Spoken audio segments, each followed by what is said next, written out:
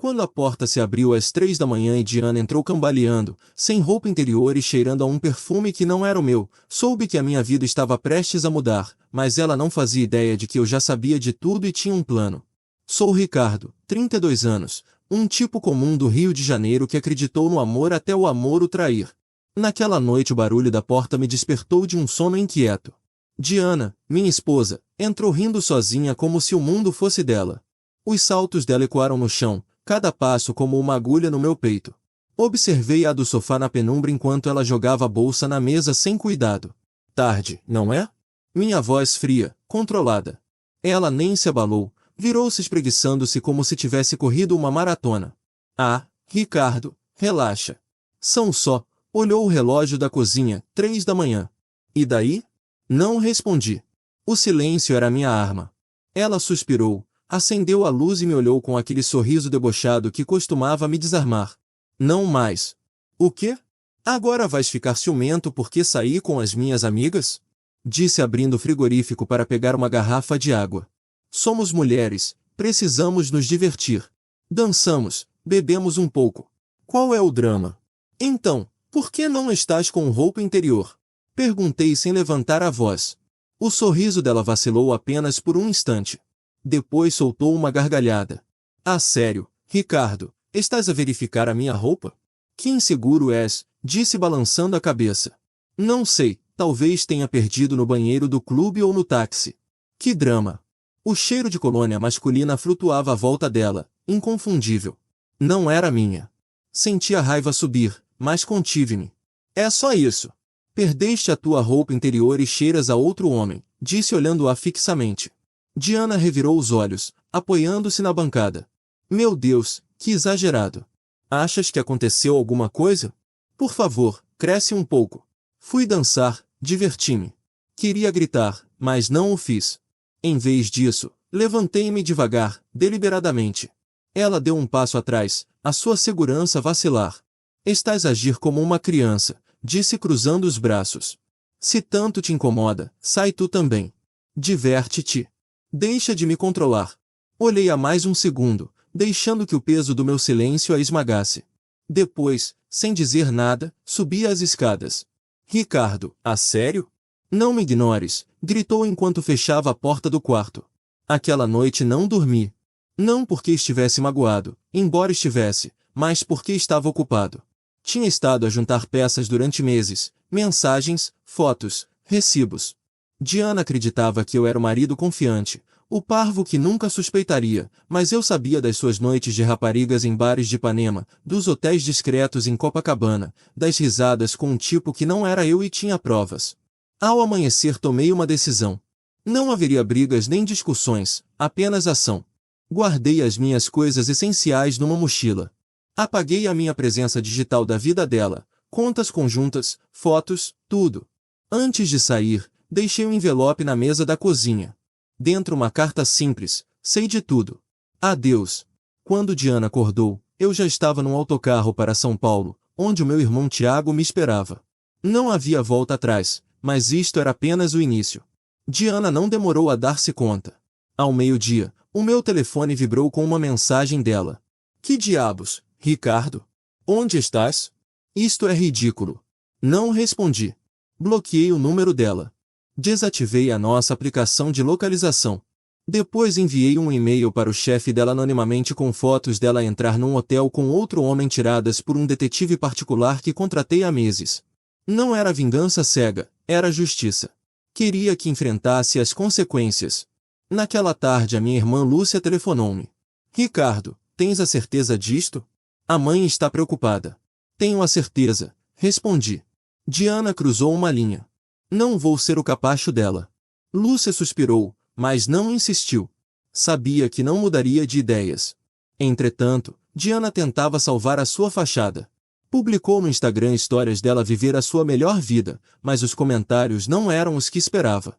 As amigas dela, essas que sempre a aplaudiam, começavam a calar-se. A verdade filtrava-se lenta, mas imparável. O que Diana não sabia era que eu tinha mais cartas na manga. Há semanas contactei um advogado, não só para o divórcio, mas para proteger o que era meu. A nossa casa, o carro, as contas, Tudo estava em meu nome graças a um acordo pré-nupcial que ela assinou sem ler. O meu plano não era destruí-la, mas garantir que não me arrastava consigo. Naquela noite em São Paulo recebi um e-mail do advogado. O divórcio estava em andamento e Diana receberia os papéis em breve. Mas havia algo mais. Uma das amigas dela tinha me enviado uma mensagem confirmando o que já suspeitava. O tipo com quem Diana passava as suas noites não era um desconhecido. Era Fábio, o ex-namorado da universidade, agora casado. A esposa dele merecia saber. Então enviei um último e-mail anônimo, desta vez para a esposa de Fábio, com as mesmas fotos. Não era pessoal, era justo.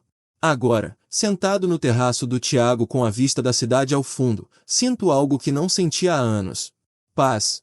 Diana pode gritar, mentir, culpar-me, mas a verdade sempre vem à tona e eu estou pronto para o que vier. Diana pensou que podia continuar a brincar comigo, mas enquanto ela se ria no Rio de Janeiro, eu estava em São Paulo a tecer uma rede que a apanharia. Cada passo que dava era mais um prego no seu próprio caixão e ela nem suspeitava. Em São Paulo, o ar da cidade me clareava a mente. Tinha deixado o Rio para trás, mas não Diana, não completamente. O meu plano apenas começara. Do terraço do meu irmão Tiago, com o barulho do trânsito ao fundo, revi o meu telefone. As mensagens de Diana continuavam a chegar, cada uma mais desesperada. Ignorei-as e bloqueei o número dela, mas não antes de guardar capturas das suas tentativas de me contactar. Eram prova do seu pânico, de que começava a sentir o peso dos seus atos. Instalei-me num pequeno apartamento que Tiago me ajudou a conseguir. Não precisava de luxos, apenas um lugar onde pensar com clareza. Durante semanas tinha reunido evidências, mensagens de texto, recibos de hotéis, até gravações de áudio de Diana rir-se com Fábio enquanto eu trabalhava. Tudo estava guardado numa nuvem segura, acessível apenas para mim e o meu advogado. Contratei aquele detetive particular não por ciúmes, mas por instinto. Algo nas desculpas de Diana nunca encaixou e eu não era daqueles que ficam à espera que lhes mintam na cara. Naquela manhã enviei um e-mail ao advogado. Os papéis do divórcio já estavam prontos, mas eu queria mais. Queria que Diana enfrentasse as consequências sociais dos seus atos. Não era vingança, era justiça. Enviei as fotos do hotel a algumas das amigas mais próximas dela, essas que sempre a defendiam nas suas noites de raparigas. Não assinei o e-mail, não era preciso. Sabia que não conseguiriam resistir a partilhá-lo. No Rio, as redes sociais arderiam em breve. À tarde recebi uma chamada da minha irmã Lúcia. Contou-me que os rumores já circulavam. As amigas de Diana começavam a distanciar-se, as suas publicações no Instagram perdiam gostos e os comentários tornavam-se frios. Alguém tinha partilhado uma das fotos num grupo privado. Diana tentava defender-se dizendo que era um mal-entendido, mas ninguém acreditava. A sua fachada de esposa perfeita desmoronava-se. Não me detive aí. Contactei a esposa de Fábio enviando-lhe um pacote anônimo com as provas. Não queria destruir o casamento dela, mas ela merecia a verdade. Horas depois, o meu telefone vibrou com uma mensagem de um número desconhecido. Era ela a agradecer-me. Fábio tinha confessado tudo ao ver-se encurralado. Mais uma peça do dominó caía. Entretanto, Diana tentava salvar a sua reputação. Publicava histórias de festas, sorrisos forçados, mas o dano estava feito. A chefe dela, uma mulher rigorosa que valorizava o profissionalismo, recebeu o meu e-mail anônimo. Não incluí detalhes, apenas o suficiente para que Diana perdesse credibilidade no trabalho. Em breve, os murmúrios no escritório dela tornaram-se num silêncio gelado. Excluíam-na de reuniões. Os colegas evitavam o olhar dela. Eu, pelo contrário, começava a reconstruir a minha vida em São Paulo. Consegui um novo emprego numa startup tecnológica. Era uma mudança, algo fresco. Os meus dias enchiam-se de reuniões, cafés com novos colegas e passeios pelo parque. Mas não me enganava. A raiva ainda lá estava, enterrada sob camadas de controlo. Não queria que Diana pensasse que tinha vencido, que podia continuar com a sua vida como se nada fosse. Então chegou o próximo passo. O meu advogado informou-me que Diana tinha tentado contactá-lo dizendo que estava grávida. Uma mentira desesperada. Sabia que não era verdade. Há meses que não tínhamos intimidade, mas não caí na armadilha dela. Em vez disso, o meu advogado enviou-lhe um e-mail com uma solicitação de teste de paternidade. Isso silenciou-a naquela noite. Sentado no meu novo apartamento, revi o meu plano. Tudo estava em andamento. O divórcio, as provas, a verdade espalhando-se como um incêndio. Diana estava sozinha, enfrentando as consequências das suas escolhas, mas ainda faltava algo. Queria vê-la uma última vez, não para discutir, mas para fechar este capítulo. Organizei um encontro num café tranquilo do Rio. Não seria uma confrontação, mas uma despedida. Ela não sabia, mas eu já estava livre. Diana acreditava que podia manipular-me mais uma vez. Mas no nosso último encontro no Rio, o jogo dela terminou. Olhei-a nos olhos e vi o mundo dela desmoronar-se enquanto eu, finalmente, encontrava a minha liberdade. Regressei ao Rio por um único motivo: fechar a porta para sempre. Tinha organizado o encontro num café discreto em Botafogo, um lugar onde ninguém nos conhecia. Cheguei cedo garantindo que controlava o terreno. A minha vida em São Paulo avançava. Um novo emprego, novos objetivos, uma calma que não sentia há anos. Mas precisava deste momento, não por rancor, mas por clareza. Diana tinha que entender que as mentiras dela já não tinham poder sobre mim. Quando entrou, o passo dela era menos seguro do que o habitual. Tentava manter aquela postura confiante, mas os movimentos dela delatavam-na. Sentou-se à minha frente cruzando os braços, procurando recuperar o controle. Não disse nada, apenas a observei. As tentativas dela de iniciar uma conversa caíram no vazio. Sabia que esperava que eu falasse primeiro, que lhe desse uma abertura para as desculpas dela. Não o fiz. O silêncio incomodou-a. Finalmente tentou provocar-me, insinuando que exagerava, que os erros dela não eram tão graves. Cada palavra era uma tentativa desesperada de recuperar o terreno perdido. Mas eu já não era o homem que ela podia manipular. Tinha passado meses a reunir provas, a garantir o meu futuro, a cortar cada laço que me prendia ao caos dela. O meu advogado tinha finalizado o divórcio e os documentos já estavam na caixa de correio dela. Ela ainda não sabia. Pensei nas fotos que enviei às amigas dela, no e-mail à chefe dela, na verdade que agora circulava pelo Rio. A reputação dela desfazia-se como areia entre os dedos.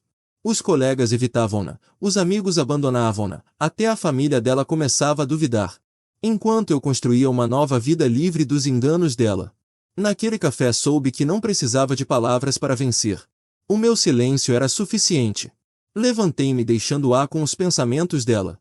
Ao sair senti o peso de anos de traição desvanecer-se. Diana podia continuar a mentir, mas já não era problema meu. Estava livre e ela, presa nas consequências dos atos dela, sabia-o. Diana pensou que podia reconstruir a vida dela com mentiras, mas enquanto eu avançava em São Paulo, o mundo dela no Rio desmoronava-se. Cada passo que dava aproximava mais da beirada e eu apenas observava, sabendo que a verdade sempre vence. Em São Paulo, a minha nova vida tomava forma. O trabalho na startup tecnológica mantinha-me ocupado com reuniões que se estendiam até a noite e colegas que se tornaram amigos. Os passeios pelo parque ao entardecer tornaram-se rotina, um lembrete de que tinha deixado o caos para trás, mas embora estivesse longe, não podia ignorar o que acontecia no Rio. Diana continuava a ser uma sombra na minha mente, não por amor, mas porque sabia que a queda dela era inevitável. O meu advogado mantinha-me informado. Os papéis do divórcio chegaram às mãos dela dias depois do nosso encontro no café. Não houve resposta, apenas silêncio. Imaginei a reação dela ao lê-los, a palavra finalizado batendo-lhe como um martelo, mas não me detive a compadecê-la. Tinha passado meses a planear cada passo, garantindo que tudo estivesse a meu favor. O acordo pré-nupcial que assinou sem prestar atenção agora protegia os meus bens. A casa, o carro, as contas. Ela não tinha nada que reclamar. As notícias do Rio chegavam através de Lúcia. Diana tentava salvar a imagem dela, publicando nas redes sociais fotos de festas e sorrisos falsos, mas o dano estava feito. As amigas dela, as mesmas que antes a acompanhavam nas noites de raparigas, agora evitavam-na. Os rumores sobre a aventura dela com Fábio espalharam-se como fogo. Alguém partilhou as fotos do hotel num grupo de WhatsApp e daí passaram para outros. A reputação dela, antes impecável, era agora uma fofoca que todos comentavam. No trabalho dela as coisas pioraram. O meu e-mail anônimo à chefe dela não procurava destruí-la, apenas expor a verdade. Diana foi relegada para tarefas menores, excluída de projetos importantes. Os colegas dela, que antes a admiravam, agora tratavam-na com frieza. Até a chefe dela, conhecida pelo profissionalismo, deixou de confiar nela. Cada dia no escritório era um lembrete do erro dela. Entretanto, A esposa de Fábio agiu. Não sei o que aconteceu exatamente, mas Lúcia contou-me que ele também enfrentava as consequências. O casamento dele pendia por um fio e o círculo social dele olhava-o com desprezo. Não sentia satisfação, apenas alívio. A verdade tinha vindo à tona, não só para mim, mas para todos os que Diana e Fábio enganaram. Em São Paulo, a minha vida seguia em frente.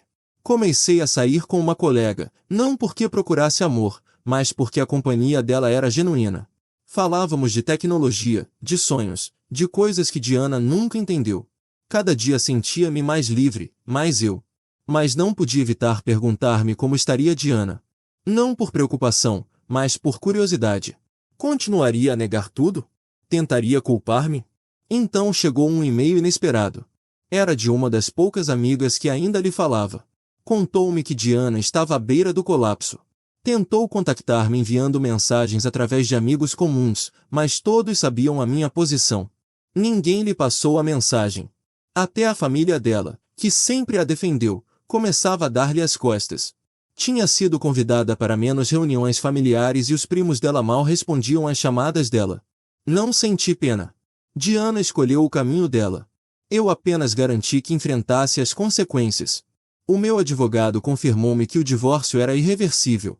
Ela tentou contactá-lo novamente inventando histórias, mas cada mentira chocava contra a parede de provas que tinha reunido. Sentado no meu apartamento, com o som da cidade filtrando-se pela janela, revi o meu telefone. Não havia mensagens de Diana, nem as esperava. A minha vida estava limpa, livre da toxicidade dela, mas sabia que isto não terminava ainda. Queria um último encerramento, não com ela, mas para mim. Planeei uma viagem curta ao Rio, não para ver, mas para assinar os últimos documentos e vender a casa que partilhamos. Era o último laço que me unia a ela e estava pronto para cortá-lo. No Rio assinei o último papel que me libertava de Diana enquanto ela enfrentava o vazio das próprias escolhas. A minha nova vida em São Paulo brilhava, mas esta viagem era o encerramento final, a prova de que a verdade sempre triunfa. O autocarro de volta ao Rio foi uma viagem ao passado, mas não nostálgica. Cada quilômetro que me aproximava da cidade era um passo em direção à liberdade total. Tinha organizado tudo: a venda da casa, a assinatura dos últimos documentos do divórcio e um encontro breve com o meu advogado para fechar qualquer ponta solta. Não havia espaço para emoções, apenas para ação. A minha vida em São Paulo já estava construída, sólida, cheia de propósito. Esta viagem era apenas um trâmite, o último prego no caixão da minha antiga vida com Diana. Cheguei à cidade ao meio-dia. O Rio vibrava com o caos habitual, mas eu sentia-me como um estranho. A casa que partilhamos estava vazia quando entrei. Não havia rastro de Diana, apenas o eco de um espaço que já não me pertencia. Os móveis que acordamos vender estavam prontos para a imobiliária. Revi cada canto, não por sentimentalismo, mas para garantir que não ficava nada meu. Encontrei uma foto nossa numa gaveta de uma viagem a Búzios anos atrás. Olhei-a um segundo, depois atirei-a para o lixo. Aquele Ricardo já não existia. A reunião com o meu advogado foi breve. Os documentos do divórcio estavam em ordem. A casa em breve seria vendida e os bens protegidos pelo acordo pré-nupcial continuavam em meu nome. Diana não tinha contestado nada, não tinha como. As provas que reuniu durante meses eram irrefutáveis: mensagens, fotos, recibos, gravações. Tudo estava arquivado, não por rancor, mas como escudo contra qualquer tentativa dela de manipular a narrativa. O meu advogado mencionou que Diana tinha tentado contactá-lo novamente, alegando que precisava de falar comigo. Não respondi. Não havia nada a dizer. Antes de regressar a São Paulo, decidi caminhar pelo centro do Rio. Passei pelos bares de Ipanema, onde Diana costumava passar as noites de raparigas. Não entrei, apenas observei de fora. A cidade seguia o ritmo dela, indiferente aos dramas pessoais. Perguntei-me se Diana ainda frequentava aqueles lugares, se continuava a procurar a atenção que já ninguém lhe dava. Não importava, a vida dela já não era minha responsabilidade. Lúcia tinha me mantido ao corrente dos rumores. Diana estava sozinha. As amigas dela, as que antes aplaudiam os excessos dela, tinham-na abandonado completamente. No trabalho, a situação dela não melhorou. Relegaram-na para um posto administrativo, longe dos projetos que antes liderava. A chefe dela, farta dos rumores e da falta de profissionalismo, já não confiava nela. Até nas redes sociais onde Diana costumava brilhar, as publicações dela mal recebiam interação. A verdade tinha se espalhado como um incêndio e ninguém queria aproximar-se do fogo. A esposa de Fábio, por sua vez, tinha tomado medidas. Não soube os detalhes, mas Lúcia mencionou que ele também enfrentava um divórcio. A vida dele, tal como a de Diana, desmoronava-se sob o peso das decisões dele. Não senti satisfação, apenas uma calma fria. O meu objetivo nunca foi destruir, mas proteger o que era meu e garantir que a verdade viesse à tona. Tinha-o conseguido. De volta a São Paulo, a minha rotina consolidou-se. O trabalho na startup era exigente, mas gratificante. Os meus colegas tornaram-se uma rede de apoio e a mulher com quem tinha começado a sair oferecia-me uma conexão que não procurava, mas que agradecia. Não era amor, ainda não, mas era algo honesto, algo que Diana nunca me deu. Os entardeceres no parque, os jantares com amigos, as manhãs correndo pela marginal, tudo isso era minha nova realidade. Uma noite, revendo meu e-mail, vi uma mensagem de um número desconhecido. Era Diana usando o telefone de outra pessoa. Tentou uma última jogada dizendo que se arrependia, que tinha mudado, que merecia uma oportunidade. Não respondi. Apaguei a mensagem e bloqueei o número. Não havia espaço na minha vida para as desculpas dela. Tinha aprendido uma lição dura. O amor não basta se não há respeito. Semanas depois, a venda da casa completou-se. O dinheiro foi depositado na minha conta e com ele paguei as dívidas que Diana tinha acumulado sem que eu soubesse. O que sobrou investiu num pequeno projeto pessoal, uma aplicação que estava a desenvolver com os meus colegas. Era a minha maneira de olhar para frente, de construir algo próprio. Diana, segundo Lúcia, tinha se mudado para um apartamento mais pequeno nos subúrbios do Rio. Tentou reconstruir a vida dela, mas os rumores perseguiam-na. As tentativas dela de recuperar o círculo social falharam.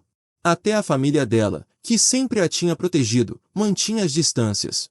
Não era minha vitória, era a derrota dela, uma que ela própria tinha procurado. Sentado no terraço do meu apartamento, com a cidade estendendo-se à minha frente, senti uma paz que não conhecia há anos. Não era felicidade, ainda não, mas era liberdade. Tinha perdido um casamento, mas ganhei algo mais valioso, a minha dignidade. Diana podia continuar a mentir, a procurar desculpas, mas já não era problema meu. A verdade tinha me libertado e enquanto o sol se punha soube que a minha nova vida apenas começava.